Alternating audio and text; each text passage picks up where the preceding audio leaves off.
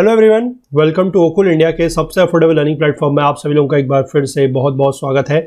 आइए अपने इस full course on environment by Shankar IAS academy को हम लोग आगे कंटिन्यू करेंगे। चैप्टर 28 में हम लोग हैं, जिसमें हम लोग इंटरनेशनल एनवायरमेंटल कन्वेंशंस के बारे में बात कर रहे हैं और अभी तक इस चैप्टर के हम लोग 6 पार्ट जो है वो कर चुके हैं। आज इसका 7वां पार्ट रहने वाला है और मोस्ट प्रोबेबली इसका एक पार्ट और रहेगा जिसमें ये चैप्टर जो है कंप्लीट हो जाएगा और उसके बाद फिर हमारा एक लास्ट चैप्टर जो इस कोर्स का है, इस बुक का है, वो रहेगा और उसके बाद ये पूरा का पूरा कोर्स आप लोगों के लिए कंप्लीट हो जाएगा। ठीक है, तो हम इसको कोशिश कर रहे हैं कि जल्द से जल्द आप लोगों के लिए इस बुक को, इस कोर्स को जो है कंप्लीट किया जाए, ताकि आने वाले एग्जाम्स में आप लोगों के लिए काफ़ी ज़्यादा टाइम हो, सफिशिएंट टाइम हो, जिसमें आप इन चीज़ों को पढ़ सकें और प्रॉपर रिविजन भी कर सकें। ठीक है, तो अभी तक हम लोगों ने जो है नेचर कंजर्वेशन से संबंधित, यानी कि प्रकृति से के संरक्षण से संबंधित जितने भी ज़्यादा कन्वेंशंस थे उनके बारे में बात कर ली है।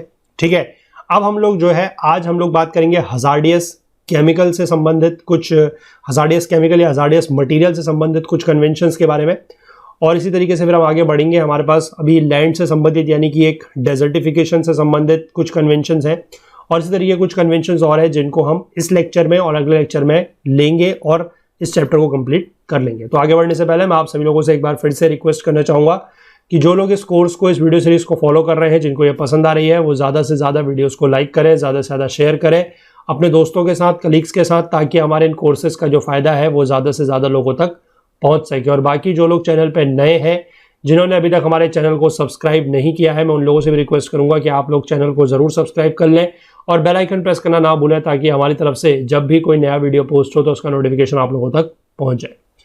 साथ ही साथ इस पूरी की पूरी वीडियो सीरीज का जो फुल कोर्स है वो हमारी वेबसाइट पर अवेलेबल है। फुल कोर्स में बेनिफिट्स ये है कि आपको सारे का सारा जो कंटेंट है, सारे के सारे वीडियोस एड फ्री यानी कि बिना किसी एडवर्टाइजमेंट के मिल जाएंगे। साथ ही साथ चैप्टर वाइज नोट्स पीडीएफ के फॉर्म में आप लोगों को मिल जाएंगे, जिसको आप डाउनलोड कर सकते हैं और जब भी चाहें आप उसको पढ़ सकते हैं, रिवीजन उसमें से कर सकते हैं। ठीक है, तो उसके लिए नीचे डिस्क्रिप्शन में जो लिंक दिया है फुल कोर्स का, उसमें आप एनरोल कर सकते हैं और बहुत ही ज़्यादा अफोर्डेबल रेट्स में ये कोर्स आप लोगों के लिए प्रोवाइड किया जा रहा है। तो चलिए फिलहाल हम लोग जो है अपना discussion chapter 28 on international environmental conventions को पार्ट 7 के साथ आगे बढ़ाते हैं।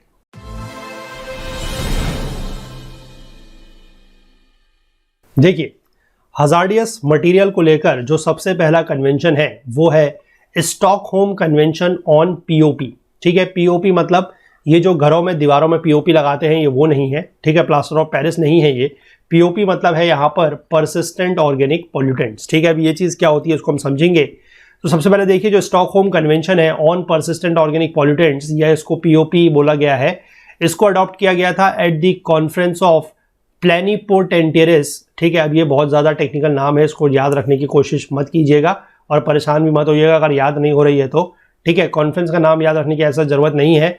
कहाँ अडॉप्ट हुआ था वो ध्यान रखेंगे, स्टॉकहोम में। ठीक है, स्टॉकहोम कहाँ है? स्वीडन में, 22 मई 2001 में। इसमें अगर आप 2001 भी याद रखेंगे तो काफ़ी है। और 2004 में ये क्या हुआ था? एंटर्ड इनटू द फोर्स, यानी कि लागू हुआ था। ठीक है, अब पहले ये जान लीजिए कि ये पीओपीज क्या होते हैं। POPs are the persistent organic pollutants. ठीक है, यहाँ से आपको 3 वर्ड है और तीनों से अलग अलग चीज़ें जो है वो समझ में आ रही होंगी। पहला तो है परसिस्टेंट। परसिस्टेंट का मतलब क्या है कि जो बहुत जल्दी से जाता नहीं है। ठीक है, मतलब बहुत समय तक जो है वो बना रहेगा, दैट इज परसिस्टेंट। ऑर्गेनिक मतलब इसका जो ओरिजिन है वो ऑर्गेनिक होगा। और तीसरा ये पॉल्यूटेंट है। ठीक है, ये 3 वर्ड से आप कुछ समझे। अब इसके बाद आगे देखिए क्या है।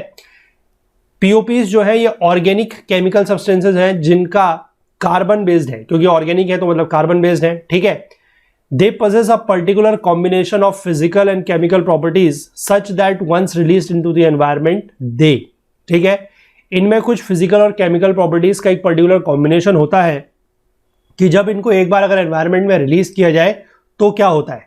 पहला तो यह है कि they remain intact for exceptionally long periods of time, यानी कि लंबे समय तक ये इंटैक्ट बने रहते हैं, यानी कि इनका ब्रेकडाउन नहीं होता। तो यहां से वर्ड आ जाता है कौन सा? परसिस्टेंट। ठीक है, परसिस्टेंट का मतलब मैंने आपको यही बताया कि जो बहुत लंबे समय तक बना रहता है। ठीक है, इसके बाद दूसरा है कि become widely distributed through out the environment. ठीक है, एनवायरमेंट में ये बहुत ज्यादा स्तर पर क्या होता है? डिस्ट्रीब्यूट हो जाता है। कैसे?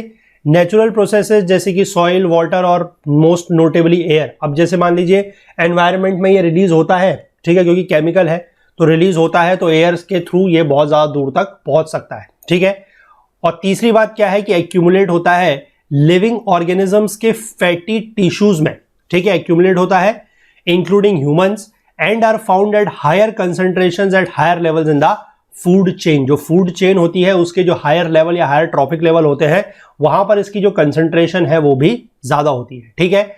और ह्यूमंस और वाइल्ड लाइफ दोनों के लिए ही ये कैसा है, टॉक्सिक है, इस चीज को ध्यान रखेंगे, ठीक है।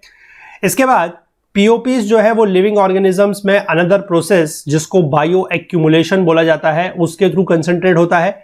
हालांकि ये पानी में सॉल्युबल नहीं है, ठीक है, पानी में ये नहीं घुलेंगे, they are not soluble in water, लेकिन ये जो फैटी टिश्यूज होते हैं उनमें रेडिली एब्जॉर्ब हो जाते हैं, ठीक है।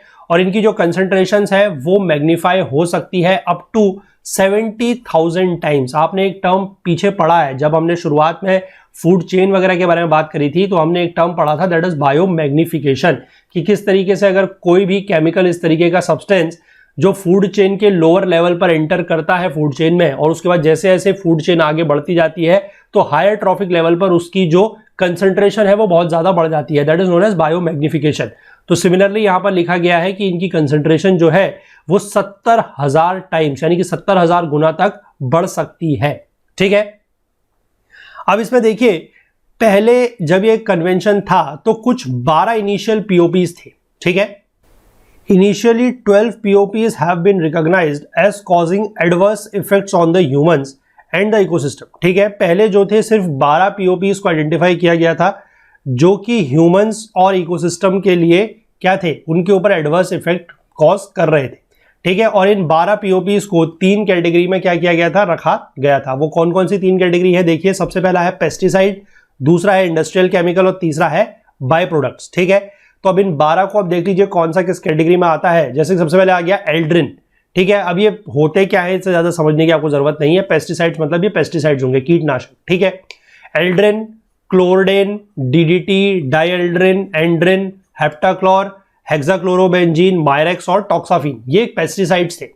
इसके बाद कुछ थे जो इंडस्ट्रियल केमिकल्स की कैटेगरी में आते थे, जैसे कि हेक्साक्लोरोबेंजीन है या पॉलीक्लोरिनेटेड बाइफिनाइल्स है जिसको पीसीबीज बोला जाता है, और कुछ ऐसे हैं जो बाय प्रोडक्ट्स है जैसे कि हेक्साक्लोरोबेंजीन, ठीक है, पॉलीक्लोरिनेटेड डाइबेंजो पी डायोक्सिन्स एंड पॉलीक्लोरिनेटेड डाइबेंजोफ्यूरान्स जिसको पीसीडीडी या पीसीडीएफ भी बोला जाता है, और पीसीबीज, ठीक है, पॉलीक्लोरिनेटेड बेंजीन्स, ठीक है। अब इसके बाद जब स्टॉकहोम कन्वेंशन आई तो इसके अंतर्गत कुछ और पीओपीज जो है, कुछ नए पीओपीज को भी इसके अंतर्गत ऐड किया गया, 9 न्यू पीओपीज। तो जब 4th मीटिंग हुई 2009 में तो जो कॉन्फ्रेंस ऑफ पार्टीज है उन्होंने अडॉप्ट करे amendments to annexes A B and C, ठीक है। A B and C annexes ये यही थे जो जिसके अंतर्गत ये तीनों कैटेगरीज बनाई गई हैं, ठीक है। तो स्टॉकहोम कन्वेंशन के जो एनेक्सेस ए बी और सी थे उनमें अमेंडमेंट्स को अडॉप्ट किया गया और उसमें 9 नए परसिस्टेंट ऑर्गेनिक पॉल्यूटेंट्स यानी कि 9 न्यू पीओपीज जो है उनको लिस्ट किया गया, ठीक है। आप वो देख लीजिए कौन कौन से हैं। पेस्टिसाइड्स की कैटेगरी में क्या आ जाता है, क्लोरडेकॉन, अल्फा हेक्साक्लोरोसाइक्लोहेक्सेन, बीटा हेक्साक्लोरोसाइक्लोहेक्सेन, लिंडेन और पेंटाक्लोरोबेंजीन, ठीक है। इंडस्ट्रियल केमिकल्स में आ जाएगा आपका hexabromo biphenyl, hexabromo diphenyl ether, heptabromo diphenyl ether, pentachlorobenzene, perfluorooctane sulfonic acid and its salts and perfluorooctane sulfonyl fluoride, tetrabromo diphenyl ether and pentabromo diphenyl ether, ठीक है। और बाय प्रोडक्ट्स की कैटेगरी में आ जाएगा आपका अल्फा हेक्साक्लोरोसाइक्लोहेक्सेन, बीटा हेक्साक्लोरोसाइक्लोहेक्सेन एंड पेंटाक्लोरोबेंजीन। तो ये कुछ नए पॉल्यूटेंट्स थे जो इसमें ऐड किए गए थे। अब सवाल यह आता है कि क्या आपको ये सारे के सारे जो पॉल्यूटेंट्स और इनके नाम इतने ज्यादा टेक्निकल या केमिकल नेम्स है जो आपको याद रखना इतना आसान नहीं है, तो क्या आपको ये सारे के सारे याद रखने चाहिए? नहीं, सारे के सारे याद नहीं रखने चाहिए, ठीक है। आप थोड़ा बहुत इनको 1-2 बार पढ़ेंगे तो आपको थोड़ा बहुत ध्यान रहेगा, उतना ही काफी है, ठीक है। उससे ज्यादा आपसे यूपीएससी आपकी कोई केमिस्ट्री की नॉलेज जो है वो जीएस पेपर 1 में, या हम बात करें जो आपका पेपर है प्रीलिम्स का, या एनवायरनमेंट जो आपका जीएस पेपर 3 है मेंस के लिए, वहां पर आपसे इतना ज्यादा डिटेल में नहीं पूछेगा, ठीक है ना। हाँ, मेंस के लिए जरूर थोड़ा बहुत चीजें आप याद रखें वो जरूरी है, लेकिन प्रीलिम्स में आपसे ये स्पेसिफिकली जो नाम वगैरह है वो इतना ज्यादा पूछने की उम्मीद बहुत ही कम है, ठीक है। देखिए उम्मीद जीरो या नहीं उम्मीद तो किसी भी चीज़ की नहीं होती है, क्योंकि यूपीएससी का एग्जाम है, आपको पता है कि कुछ भी हो सकता है, काफ़ी अनप्रेडिक्टेबल रहता है, लेकिन फिर भी कुछ चीज़ें ऐसी है जिसका कॉस्ट बेनिफिट रेशियो कम होता है। तो ये वैसी चीज़ है जिसका कॉस्ट बेनिफिट रेशियो बहुत ही कम है, ठीक। और कम क्यों है? क्योंकि नाम एक तो काफ़ी टिपिकल है, पहली चीज़, और दूसरी चीज़ ये है कि ये कोई रिसेंट की डेवलपमेंट नहीं है। अगर ये अभी 2009 की जगह 2019 या 2020 में हुई होती और तब ये ऐड किए गए होते तो हम कह सकते थे कि 2-4 साल के लिए इंपॉर्टेंट है, लेकिन 2009 में हो चुकी है तो इतनी ज़्यादा इंपॉर्टेंट नहीं है। लेकिन फिर भी आप लोग इसको बिल्कुल सिरे से इग्नोर मत कीजिएगा, थोड़ा बहुत देख लीजिएगा, क्योंकि आफ्टर ऑल यूपीएससी है, कंपटीशन काफ़ी टफ है, तो आप लोगों को चांसेस लेने की ज़रूरत बिल्कुल भी नहीं है, ठीक है। इसके बाद यहां पर एंडोसल्फान को लेकर एक बात लिखी गई है कि जब इसकी 5वीं मीटिंग हुई 2011 में, तो सीओपी ने अडॉप्ट किया amendment to annex A to the Stockholm convention to list technical endosulfan and its related isomers with specific exemptions, ठीक है। तो एंडोसल्फान को भी जो है वो पेस्टिसाइड्स की कैटेगरी में रख लिया गया है बाय द 5th मीटिंग जब हुई है 2011 में, उसके बाद, ठीक है। ये तो हो गया स्टॉकहोम कन्वेंशन। अब एक अगली कन्वेंशन जो हजार्डियस मटेरियल को लेकर है वो है बेसल कन्वेंशन। अब ये देखिए क्या है, ठीक है। अभी आपको एक चीज, आपको अगर मतलब आपने अगर इकोनॉमी पढ़ी है तो उसमें कुछ टर्म होते हैं, they are known as Basel norms, ठीक है। तो इन बेसल नॉर्म्स का और इस बेसल कन्वेंशन का आपस में कोई लेना देना नहीं है, ठीक है, कंफ्यूज नहीं होना है। वो बेसल नॉर्म्स आपके कुछ अलग है, वो आप लोगों ने इकोनॉमी में पढ़े होंगे, या अभी आगे जाके जब हम इकोनॉमी के कोर्स में चीजें सीखेंगे समझेंगे तो वहां पर देखेंगे कि वहां के बेसल नॉर्म्स क्या है, ठीक है। वहां के बेसल नॉर्म्स और यहाँ का जो बेसल कन्वेंशन है उनका आपस में कोई भी लेना देना नहीं है, ठीक। The Basel Convention on the Control of Trans-Boundary Movements of Hazardous Waste and their Disposal was adopted on 22nd March 1989 by the conference वही है, that is Plenipotentiaries in Basel, Switzerland, ठीक है। तो बेसिकली ये किसको लेकर है? Control of transboundary movement of hazardous waste, ठीक है। जो हजार्डियस वेस्ट का ट्रांस बाउंड्री मूवमेंट होता है, मतलब एक देश से दूसरे देश में जो उसका मूवमेंट हो रहा है उसको नियंत्रित करने या उसको कंट्रोल करने के लिए ये कन्वेंशन बनाई गई है, ठीक है। और क्यों बनाई गई? In response to a people outcry, public outcry following their discovery in the 1980s in Africa and other parts of the developing world of deposits of toxic waste imported from abroad.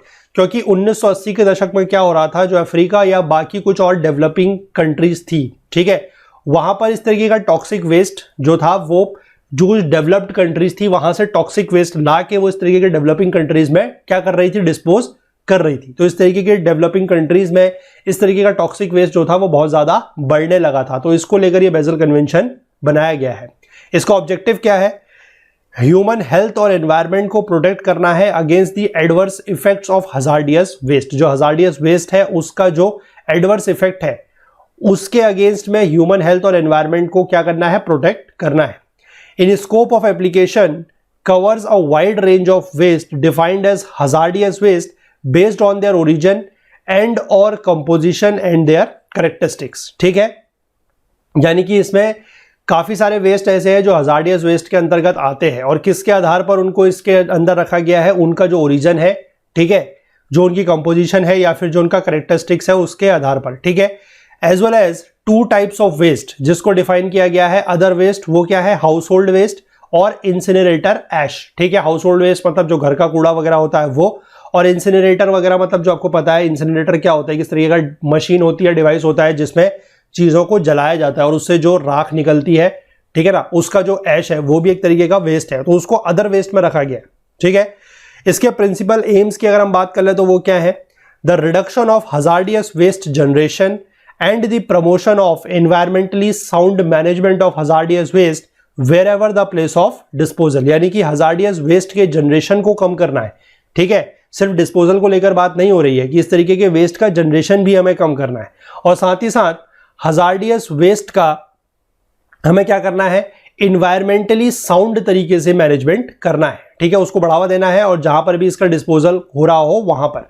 साथ ही साथ transboundary movement of hazardous waste को हमें restrict करना है, ठीक है, except where it is perceived to be in accordance with the principles of environmentally sound management. यानी कि जहां पर इसका एनवायरमेंटली साउंड मैनेजमेंट तरीका, मतलब एनवायरमेंटली साउंड तरीके से मैनेजमेंट हो रहा है, उसके प्रिंसिपल्स के आधार पर हो रहा है, तो वहां पर इसको हम कर सकते हैं, अदरवाइज इसका ट्रांस बाउंड्री मूवमेंट क्या करना है, रेस्ट्रिक्ट करना है, ठीक है।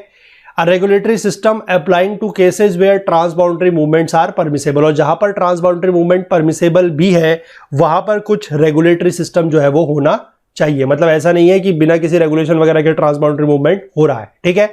इसके बाद बेसल कन्वेंशन के अंदर अगर हम वेस्ट की बात करते हैं तो वेस्ट आर सब्सटेंसेज और objects which are disposed of और are intended to be disposed of और are required to be disposed of by the provisions of national law.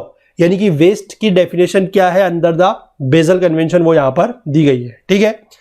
अनेक्शर्स की अगर हम बात कर लेते हैं तो बेसल कन्वेंशन का जो अनेक्शर 1 है जिसको फर्दर क्लासिफाई किया गया है अनेक्शर 8 और अनेक्शर 9 में, उसमें वो वेस्ट आते हैं those are classified as hazardous, ठीक है। जो हजार्डियस वेस्ट है वो and subject to the control procedures under the convention, और जो कन्वेंशन है उसके अंतर्गत जो कंट्रोल प्रोसीजर्स है जिनके ऊपर ये लागू होता है, जिस तरीके के वेस्ट के ऊपर, वो अनेक्शर 1 में आते हैं, ठीक है। इसके बाद annexure 2 of the convention identifies those waste that require special consideration, ठीक है, जिनको अदर वेस्ट बोला जाता है, जिनको बेसिकली हम लोग हाउस होल्ड वेस्ट की तरह भी क्या कर रहे हैं, रेफर कर रहे हैं। तो ये अनेक्शर 2 में है और जो हजार्डियस वेस्ट है वो अनेक्शर 1 में है, ठीक है। इसके बाद कुछ एग्जांपल्स ऑफ वेस्ट जिसको बेसल कन्वेंशन के द्वारा रेगुलेट किया जाता है वो है बायोमेडिकल और हेल्थ केयर का वेस्ट जो है, used oils, used lead acid batteries, persistent organic pollutants यानी कि जो पीओपी का वेस्ट है वो, पॉलीक्लोरिनेटेड बाइफिनाइल जो है वो, ठीक है, thousands of chemical waste generated by industries और अदर कंज्यूमर्स। इस तरीके का जो भी केमिकल वेस्ट है ये सारा का सारा क्या होगा, these are the waste that are regulated by the Basel convention, ठीक है। इसके बाद एक तीसरी कन्वेंशन और है हजार्डियस मटेरियल्स को लेकर, वो है रॉटरडैम कन्वेंशन, ठीक है। रॉटरडैम कन्वेंशन जो है वो 1998 में by the conference of plenipotentiaries in Rotterdam Netherlands में अडॉप्ट की गई थी और लागू हुई है 24 फरवरी 2004 से, ठीक। कन्वेंशन जो है वो क्रिएट करती है कुछ legally binding obligations for the implementation of the prior informed consent procedure, ठीक है। इसमें कुछ प्रायर इन्फॉर्म्ड कंसेंट के प्रोसीजर जो है उनके इंप्लीमेंटेशन को लेकर लीगली बाइंडिंग ऑब्लिगेशंस ये कन्वेंशन क्रिएट करती है, ठीक है। ये बिल्ट हुई है on the voluntary PIC procedure initiated by the UNEP यानी कि United Nations environment programme and FAO that is food and agricultural organisation in 1989 and seized on 24 फरवरी 2006, ठीक है। कन्वेंशन कवर करती है पेस्टिसाइड्स और industrial chemicals that have been banned and severely restricted for health or environmental reasons by parties and which have been notified by parties for inclusion in the PIC procedure। तो इसमें कौन कौन से chemicals वगैरह है, pesticides, industrial chemical है जो या तो बैन हो चुके हैं या फिर हेल्थ और एनवायरमेंटल रीजंस की वजह से सीवियरली रेस्ट्रिक्टेड है, ठीक है, और जिनको पार्टीज ने क्या करा हुआ है, नोटिफाई करा हुआ है PIC प्रोसीजर के लिए। तो ये सारे के सारे इस पे कन्वेंशन में इंक्लूड है, ठीक है। इसके ऑब्जेक्टिव्स की अगर हम बात करें तो वो क्या है, to promote shared responsibility and cooperative efforts among parties in the international trade of certain hazardous chemical in order to protect human health and environment from potential harm, ठीक है। कि जो शेयर्ड रिस्पॉन्सिबिलिटी है या कोऑपरेटिव एफर्ट्स है, parties के बीच में जो शेयर्ड रिस्पॉन्सिबिलिटी है, जो कोऑपरेटिव एफर्ट्स है, उसको क्या करना है, प्रमोट करना है, ठीक है। और किस लिए प्रमोट करना है, ताकि कुछ हजार्डियस केमिकल जो है उनके इंटरनेशनल ट्रेड से बचा जा सके, ताकि एनवायरनमेंट और जो ह्यूमन हेल्थ है, मानव की जो सेहत है, उसके ऊपर असर ना पड़े, उसको उससे बचाया जा सके, ठीक है। इसके बाद to contribute to the environmentally sound use of those hazardous chemicals by facilitating information exchange about their characteristics by providing for a national decision making process on their import and export and by disseminating these decisions to the parties। यानी कि कुछ तरीके के chemicals का जो है वो use किया जा सकता है, लेकिन उसके लिए उसके कैरेक्टरिस्टिक्स को लेकर कुछ इंफॉर्मेशन एक्सचेंज होना चाहिए, ठीक है, ताकि नेशनल लेवल पर डिसीजन मेकिंग प्रोसेस किए जा सके उनके इंपोर्ट और एक्सपोर्ट को लेकर, और इस तरीके के जो भी डिसीजंस है वो पार्टीज तक डिसेमिनेट किए जाए। ये सारा काम भी इसी का है, मतलब ये ऑब्जेक्टिव्स किसके अंतर्गत आएगा, जो आपका रॉटरडैम कन्वेंशन है उसके अंतर्गत, ठीक। इसके बाद इसके अंतर्गत कुछ एनेक्सर 3 में केमिकल्स हैं। The chemicals listed in annexure 3 include pesticides and industrial chemicals that have been banned और सीवियरली रेस्ट्रिक्टेड फॉर हेल्थ और एनवायरमेंटल रीजंस बाय 2 और more parties and which the conference of the parties had decided to subject to the PIC procedure. तो इसके अंतर्गत ऐसे chemicals आते हैं, ठीक है, कुछ ऐसे पेस्टिसाइड्स या इंडस्ट्रियल केमिकल्स जो या तो बैन हो चुके हैं या फिर हेल्थ और एनवायरमेंटल कारणों से क्या है, सीवियरली रेस्ट्रिक्टेड है। किसके द्वारा? 2 या 2 से ज्यादा पार्टीज के द्वारा, और जिनको लेकर जो कॉन्फ्रेंस ऑफ पार्टीज है उन्होंने डिसाइड करा है कि पीआईसी का जो प्रोसीजर है यानी कि प्रायर इन्फॉर्म्ड कंसेंट का जो प्रोसीजर है वो फॉलो किया जाएगा। ठीक है, टोटल अगर एनेक्सर 3 की बात करें तो उसमें 43 केमिकल्स है, जिसमें से 32 क्या है, पेस्टिसाइड्स है, 4 सीवियरली हजार्डियस पेस्टिसाइड फॉर्मुलेशन है और 11 इंडस्ट्रियल केमिकल्स। अब ये कौन कौन से हैं 43 आपको याद रखने की जरूरत बिल्कुल भी नहीं है। ठीक, तो ये सारे के सारे जो हमारे थे मतलब convention, they were related to some of the hazardous materials.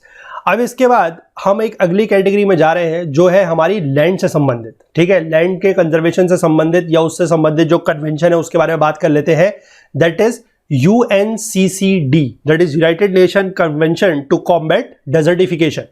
1994 में एस्टेब्लिश हुई है। UNCCD is a sole legally binding international agreement linking environment and development to sustainable land management. ठीक है, इंटरनेशनल है, पहली बात तो इंटरनेशनल एग्रीमेंट है, लीगली बाइंडिंग है, और ये एनवायरमेंट को और डेवलपमेंट को क्या कर रही है, आपस में लिंक कर रही है ताकि सस्टेनेबल लैंड मैनेजमेंट किया जा सके। ठीक है, UNCCD जो है पर्टिकुलरली कमिटेड है to the bottom up approach. Bottom up approach का मतलब है कि इसमें लोकल पीपल का जो पार्टिसिपेशन है, जो सहभागिता है वो होगी। ठीक है, उसको एनकरेज किया जाएगा ताकि डेजर्टिफिकेशन से लड़ा जा सके और लैंड डिग्रेडेशन को कम किया जा सके। United Nations convention to combat desertification जो है ये one of the Rio conventions है दैट फोकसेस ऑन, इसका फोकस किस बात पर है, डेजर्टिफिकेशन, लैंड डिग्रेडेशन और ड्राउट के ऊपर। ठीक है, डेजर्टिफिकेशन जो कि UNCCD में डिफाइन किया गया है वो क्या है, land degradation in dry lands. ठीक है, जो ड्राई लैंड यानी कि एरिड, सेमी एरिड और ड्राई सब ह्यूमिड रीजन्स है वहां पर जो लैंड डिग्रेडेशन हो रहा है उसको डेजर्टिफिकेशन बोला गया है। ठीक है, वो किसी भी फैक्टर से हो सकता है, वेरियस फैक्टर से रिजल्ट करने की वजह से ड्राई लैंड्स में लैंड डिग्रेडेशन जो हो रहा है वो डेजर्टिफिकेशन है अकॉर्डिंग टू UNCCD। ठीक है, and does not connote spread और expansion of forest, sorry deserts, यानी कि डेजर्ट्स का जो एक्सपेंशन या स्प्रेड हो रहा है वो नहीं है डेजर्टिफिकेशन। ठीक है, डेजर्टिफिकेशन UNCCD के अंतर्गत क्या है वो मैंने आपको यहां पर बता दिया, यानी कि जो ड्राई लैंड्स में लैंड का डिग्रेडेशन हो रहा है वो। ठीक है, UNCCD में 197 पार्टीज हैं। ठीक है, बुक में थोड़ा बहुत आगे पीछे लिखा हुआ है, कम लिखा हुआ है ये, लेकिन लेटेस्ट डेटा जो UNCCD की वेबसाइट से लिया गया है दैट इज 197 पार्टीज इसमें है।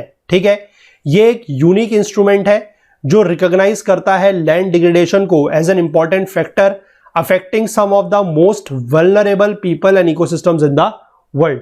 ठीक है, विश्व की सबसे ज्यादा जो वल्नरेबल पीपल और इकोसिस्टम है उनको प्रभावित करने के लिए, मतलब उनको जो है लैंड डिग्रेडेशन से सबसे ज्यादा प्रभावित हो रहे हैं वो, तो ये एक यूनिक इंस्ट्रूमेंट इसके लिए बना है।